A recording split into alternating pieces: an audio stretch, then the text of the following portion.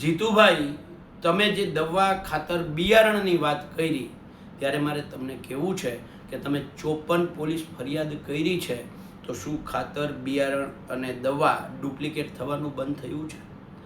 ગુજરાતમાં દરેક જિલ્લામાં નાયબ ખેતી નિયામક વિસ્તરણ છે, જેની જવાબદારી આ છે.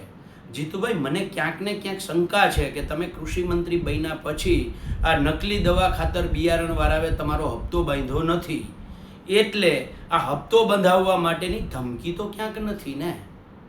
જો હપ્તો બંધાવવાની ધમકી ના હોય તો જીતુભાઈ, કચ્છમાં જેટલું સબસિડીવાળું ખાતર કચ્છની ફેક્ટરીઓમાં જાય છે, હું તમને જિલ્લો કહું છું, અને કચ્છમાં જ અદાણીના પોર્ટ ઉપર આ બેરેક ઉતરે છે, એ બેરેકમાંથી સીધું કંપનીઓમાં ખાતર જાય છે. એમાં ક્યાં ખેડૂતોએ ફોન કરવાની જરૂર છે? હેલ્પલાઇન નંબરમાં એમાં ક્યાં ખેડૂતોએ ફોન કરવાની જરૂર છે?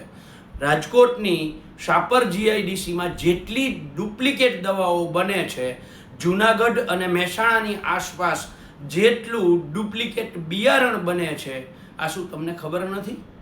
બધી જ ખબર છે તમને.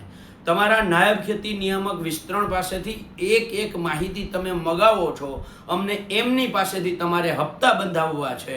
જો હપ્તા બંધાવવા ના હોય તો અંકલેશ્વર જીઆઈડીસીમાં જાઓ, રાજકોટ જીઆઈડીસીમાં જાઓ, જૂનાગઢની આસપાસ ડુપ્લિકેટ બિયારણ બને છે ત્યાં જાઓ, મહેસાણાની આસપાસમાં જે ડુપ્લિકેટ બિયારણ બને છે ત્યાં જાઓ અને દરોડાઓ પાડો તો ખબર પડે. બાકી આ તમારા નિવેદનો માત્ર અને માત્ર તમારા હપ્તા બંધાવવા માટે